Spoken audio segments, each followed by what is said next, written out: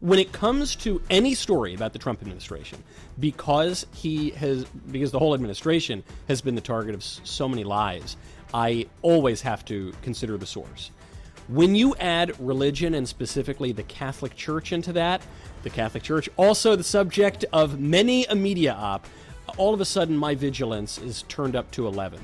And so when I saw this story going around, I looked at who was promoting it. And one of the chief guys promoting this story, even if he didn't publish it initially, is this guy, Christopher Hale, I think his name is. All right, Jack Posobiec, we're back live here, Human Events Daily, and we've got huge breaking news. So there's been this story, this narrative running around all over Washington, D.C. It's about a meeting that took place all the way back in January of this year regarding Cardinal Pierre, the then papal nuncio to the United States. It's sort of the ambassador, if you will, from the Vatican to the U.S., and a meeting that he held with Elbridge Colby, who is the Undersecretary of War for Policy.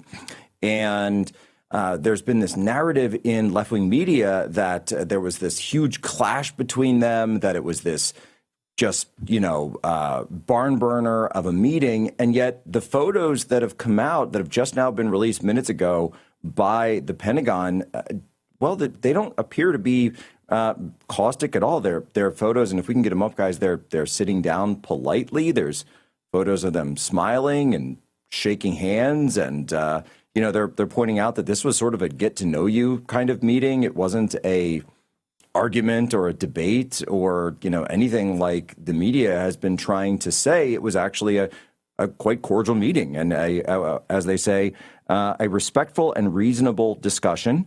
And the Pentagon writes, "We have nothing but the highest regard and welcome continued dialogue with the Holy See." So I want to get on someone to, I'd heard that this was going to be coming out. I had reached out to the Pentagon to see what's going on with this story. I mean, it felt like a left-wing, media op. I think that's what's going on here. But I wanted to reach out to noted Catholic Michael Knowles to bring him on here because he is a Catholic. He has been so in public. And if I understand correctly, Michael, are you now a Catholic? I am now a Catholic, Jack. I saw the other day that everybody on Twitter was becoming Catholic. It was on Easter Sunday, actually. And I said, well, I want to get in on this. I'm feeling left out. So I tweeted, I said, I am now Catholic. I was also Catholic yesterday. I was Catholic the day before that, too. But I am now one, as I believe are you. Indeed, I am now Catholic. I was Catholic yesterday. I was Catholic on Easter. I was Catholic when I'm Polish. Like, we pretty much only come in one flavor. So that's that's kind of par for the course. But break down your just reaction. I know these photos have just been released, but we've been sort of living through this narrative of a war between the Pentagon and the Vatican, and it was all about this meeting. And gosh, I mean, look at the fireballs being thrown in this meeting. I understand that these are graphic photos, and I want to be very careful. If anyone has small children at home, I should have put up a viewer discretion be advised warning, because you look at the fangs, just the fangs, and of Elbridge Colby, just hiding behind the smiles and the handshakes. I'm sure there's a fang in there somewhere. Yes, when it comes to any story about the Trump administration, because the whole administration has been the target of so many lies, I always have to consider the source. When you add religion, and specifically the Catholic Church, into that, the Catholic Church, also the subject of many a media op, all of a sudden my vigilance is turned up to 11. And so when I saw this story going around, I looked at who was promoting it. And one of the chief guys promoting this story, even if he didn't publish it initially, is this guy, Christopher Hale, I think his name is, who is a leftist that Catholic. Guy. He's a huge lib. He's a huge lib. Yeah, you can't. I mean, leftist Catholic is a contradiction in terms. And so when I see a lib or a heretic or a liberal heretic promoting some story about the government and the church, already I'm really, really skeptical of it. But then I saw the pictures and I said, okay, I'm glad I was skeptical, because if the story is right and the Trump administration were threatening to, depose the Pope with an anti-Pope, send the papacy to Avignon as it was in the Middle Ages, it sure doesn't look that way from the photos of this meeting. However, it does bring up an enduring and important topic, which is namely that the spiritual authority and the secular authority have always been in a little bit of tension with each other. I mean, this doesn't just go back to the Francis era or the Benedict era. This goes back to the 5th century. And so there's a famous Catholic maxim, which is duo sunt. Duo sunt comes from a papal letter, Famuli Vestre Pietatis, which was written by Pope Gelasius I. It was written to the Byzantine emperor to say, hey, look, we have different roles here, and so the spiritual authority is superior to the secular authority because the spiritual authority looks at eternity, whereas the secular authority looks at the temporal world. However, we do have different areas of competency. You see this debate play out later in the Middle Ages.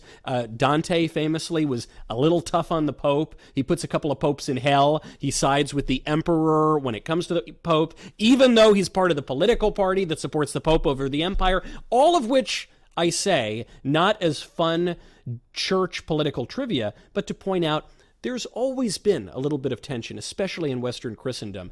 And so the idea here that this free press story promoted by liberals is going to suggest that the U.S. is going to go to war with the Holy See, it's just totally laughable. It's historically illiterate, and it seems to be dishonest, judging by what the Department of War just put out. Well, I think the story was dishonest. And you know, I also saw people trying to, try to, I think, use this as a wedge of, putting it between the Pentagon and the Trump officials and the Pope, because obviously we're in the midst of, or at the time had been in the midst of a war. We're currently in the midst of a ceasefire. So people who really supported the military effort wanted to try to, pit these people against it. And they said, well, Pope Leo's come out and talking about war and all that. So I said, guys, newsflash, popes generally in the modern era are not pro-war, regardless of what the war is. Pope John Paul II, one of the last things that he did on the world stage was speak out against the start of the Iraq war. So this isn't something new. It's not really a new trend. It's not really something that, is going to, I think, break the news cycle. And, shocker, right? Church leader calls for peace. It's not exactly something new. And that's why I think I was so confused when I saw people bringing it up. I said, yeah, well, the popes are generally always like that. That's pretty much what they go for. And to your point, right, they have different goals in mind. Some people are using this to attack the Trump administration as being anti-Catholic, which I think is pretty laughable. We have the first practicing Catholic vice president we've ever had in American history. Some of the officials in that room, actually, at the Pentagon are Catholic. So that, to me, is a total joke. And then some people, as you point out, Jack, are using this to attack the Pope. Some are claiming that Pope Leo XIV is a liberal or something like that. And I think this speaks to an understandable ignorance of what the Pope is and what the Catholic Church is. The Pope, whether we're talking about Pope Leo or we're talking about pretty much every other Pope, the Pope is much more conservative than basically any American politician in either party.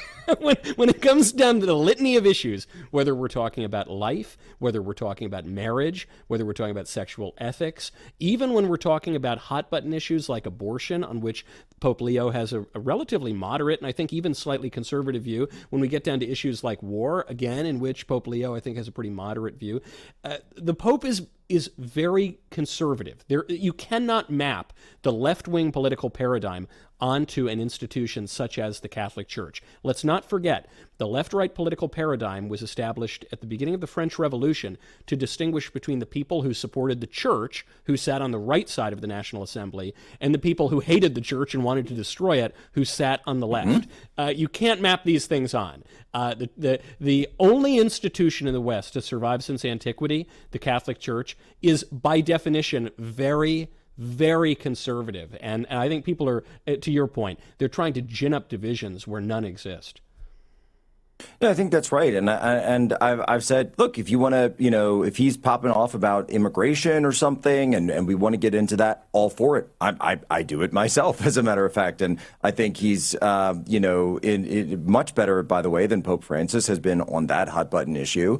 And, he said some things that, are concerning to me, but we haven't seen the same level of, I think, abrasion between himself and conservatives that we saw under Pope Francis. And Pope Leo has actually called for communion with the Latin Rite, with the Latin Mass, which I think is phenomenal. We had my brother on the other day. We were talking about this just after Easter Sunday, because this has been, it felt like a burgeoning schism within the church almost. This idea that the Latin Mass Catholics and the Novus Ordo modernist Catholics were in totally different camps on this, and it was bubbling up to the point where it could have gotten ugly. And it looked like an ugly situation. And here we have the Pope coming in and saying, you know what? We have to find a way to bridge the divide. If you feel pulled towards the traditional rite of Mass, then we should not try to stamp that out. We should respect that. And by the way, those are the types of Catholics, we'll get into that in the next segment here a little bit, those are the types of people that are flocking to the church among Gen Z. Quick break. Jack Posobiec, Michael Knowles here is our guest. We're doing a little Catholic talk, talking about the Vatican here on Human Events Daily.